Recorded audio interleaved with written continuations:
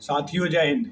जैसा कि आपको पता होगा, एसएससी जीडी के जो हैं आज से 4 तारीख से एग्ज़ाम स्टार्ट हो चुके थे और मैं आपको बता दूं फर्स्ट शिफ्ट का एग्ज़ाम हो चुका है, जिसमें आपको बताते हुए काफ़ी खुशी हो रही है कि जो एग्ज़ाम पैटर्न है बिल्कुल as it is previous year की तरह है, कोई उसमें बदलाव नहीं है। मैं आपको क्वेश्चन बताना चाहूँगा कि इस तरीके से क्वेश्चन आते हैं। मैं आपको सबसे पहले बताऊँगा कि किस में कितने क्वेश्चन आ रहे हैं, उसके बाद मैं बताऊँगा जीएस में कौन से क्वेश्चन आ रहे हैं।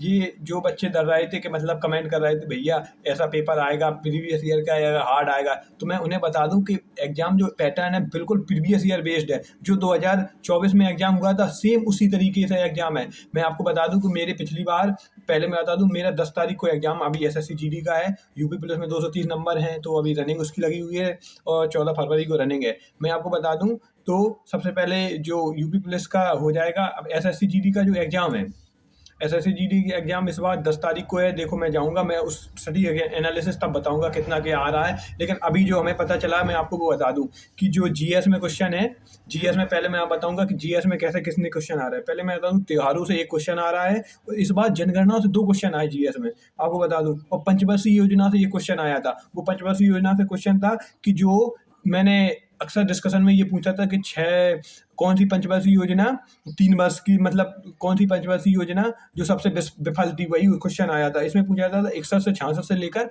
कौन सी पंचवर्षीय योजना है, तो मैं आपको बताऊं तीसरी पंचवर्षीय योजना होगी। उसके बाद मैं आता हूँ नृत्यों से 2 क्वेश्चन आए थे।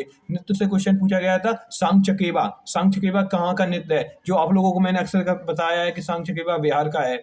उसके बाद तो संविधान से एक क्वेश्चन आया था और हिस्ट्री से एक क्वेश्चन आया था। साइंस से बिल्कुल एक ही क्वेश्चन आया था, बिल्कुल नॉर्मल क्वेश्चन था। और हिस्ट्री में एक पूछा था अशोक के शिलालेखों से। हिस्ट्री से जो क्वेश्चन पूछा था अशोक के शिलालेख से क्वेश्चन पूछा था। और एक ये क्वेश्चन पूछा था सरकार के कितने अंग होते हैं। जो संविधान से क्वेश्चन पूछा था सरकार के कितने अंग होते हैं, ये पूछा जाता उससे जो संविधान से था। नेक्स्ट क्वेश्चन आप बता दूं। और करंट अफेयर से जो क्वेश्चन आ रहे हैं वो करंट अफेयर से केवल कितना एक क्वेश्चन आया। भैया मैं बता दूं एग्जाम का लेवल बिल्कुल वही है। मैं बता दूं इस बार कम से कम यूपी की 140 से नीचे लो स्कोर नहीं होना चाहिए। नहीं भैया 10 नंबर नॉर्मलाइजेशन के मिल जाएंगे, लगभग 150 पे ही सिलेक्शन होगा पूरा इस बार, फिर भी उसी तरीके से। अब मैं बताता हूँ हिंदी में। हिंदी का क्या पैटर्न है। हिंदी में आ रहे थे विलोम शब्द से एक आया, एक वर्तनी से क्वेश्चन आया, एक रिक्त स्थान से आया, पर्यायवाची से क्वेश्चन आया, अनेक आर्ती से 2 क्वेश्चन थे, मुहावरे से था। बिल्कुल हिंदी बिल्कुल नॉर्मल थी, बिल्कुल इसमें कुछ बताने की बात ही नहीं, वो तो सभी लोग कर लेते हैं। लेकिन अब भैया जो क्वेश्चन आते हैं जी, आपको मैंने जीएस की बता दी, अब मैथ का बता दें। मैथ में जो एलसीएम और एचसीएफ से 2 क्वेश्चन थे और एक क्वेश्चन उससे था प्रॉफिट एंड लॉस से, परसेंटेज से 2 क्वेश्चन थे, एंड सीआईएसआई से 2 क्वेश्चन थे। ये और सीआईएसआई से एक किस्त वाला क्वेश्चन था। मैथ भी ज़्यादा टफ नहीं आ रही है। और एक मेंसुरेशन से क्वेश्चन था। मेंसुरेशन से, हाँ भैया मेंसुरेशन से क्वेश्चन था। मेंसुरेशन में उसका फॉर्मूला पूछा था गोले का।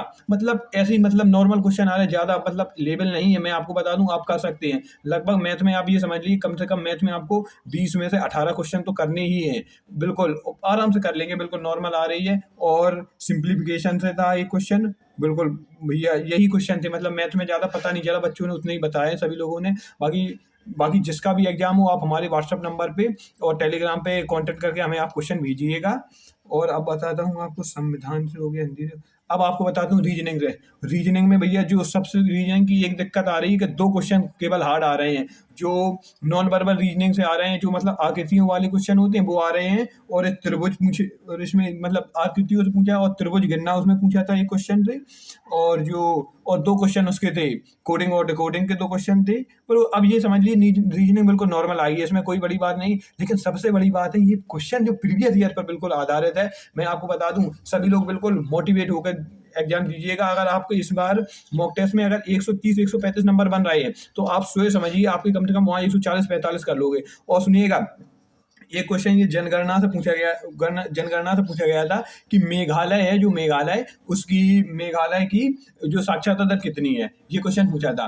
आप लोग बताइएगा। मतलब ये ऐसे क्वेश्चन आ रहे हैं, मतलब देखो बच्चों को उतने ही पता होते तो मतलब उतना ही मैसेज करते हैं, उतने ही बता पाते। ज़्यादा क्वेश्चन तो पता नहीं होगा, आंसर की आएगी उसके बाद ही पता चलेगा। लेकिन मैं आपको लेवल मैं बताता हूँ, मेन मोटिव वीडियो बनाने का यही है कि क्वेश्चन का लेवल पता चल जाए। भैया आप लोग बिल्कुल इसी तरीके से, सबसे बड़ी बात है मोटिवेट होकर बिल्कुल अच्छे से एग्जाम दीजिएगा। अभी नेक्स्ट शिफ्ट होगी तो आपको मैं पूरा डिटेल बताऊंगा, मतलब जितने भी हमें क्वेश्चन पता चलेंगे उसकी वीडियो भी अलग से डाल दूंगा। और सबसे बड़ी बात है, जो भी बंदे मतलब जो भी लोग पेपर देने जाएं बिल्कुल हतोत्साहित नहीं होना, क्योंकि पेपर का लेवल वही आ रहा है। आप लोग प्रीवियस ईयर में टोटल पेपर आ रहे थे। चलिए और आपको इसमें एक क्वेश्चन और है ये जो, और सुनिएगा, हिंदी में सबसे बड़ी दिक्कत है जो अनेकार्थी पूछे जा रहे हैं। इसमें थोड़ा बहुत एक आध क्वेश्चन इधर उधर होगा, लेकिन आप उसे अच्छे से अटेम्प्ट करिएगा टोटल पेपर, और कोई दिक्कत नहीं है। बाकी सभी तो क्वेश्चन आप लोगों को बता ही दूंगा। और सभी लोगों को इसी तरीके से हमारे साथ जुड़ने के लिए बहुत बहुत धन्यवाद। और जो भी लोग ये सोच रहे हैं कि पेपर कठिन आएगा या सरल आएगा, उन लोगों को बता दूं पेपर मॉडरेट ही है बिल्कुल। ये समझ लो प्रीवियस ईयर बेस्ड है टोटल पेपर, इसमें कोई बड़ी बात नहीं है। बाकी आप लोग हमारे साथ, आपको विशेष